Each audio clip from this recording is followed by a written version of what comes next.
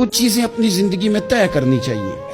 और नबी पाक सल्लल्लाहु ताला अलैहि वसल्लम ने, क्योंकि हुजूर अफसहुल अरब हैं, हुजूर सैयद आलम सल्लल्लाहु ताला अलैहि वसल्लम थोड़े जुमलों में बड़ी गहरी, बड़ी दूर की बातें और चंद जुमलों में महबूब पाक अलैहिस्सलाम पूरी जिंदगी का निचोड़ और दस्तूर बयान कर देते हैं।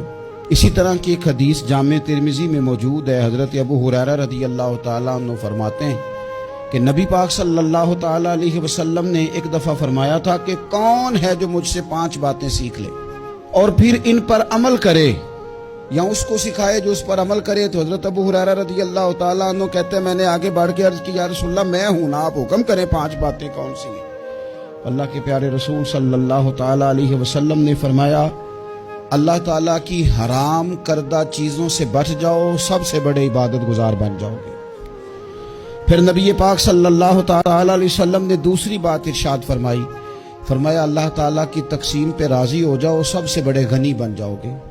फिर हुजूर ने तीसरी बात इरशाद फरमाई, फरमाया अपने पड़ोसी से हुस्ने सलूक करो, मोमिन बन जाओगे।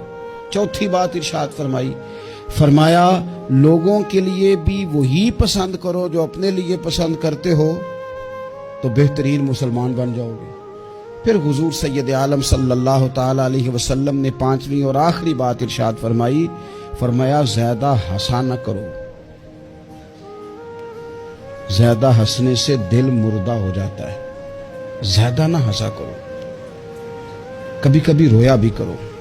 और कुरान हकीम फरमाता है, कसरत से रोया करो, थोड़ा हंसा करो।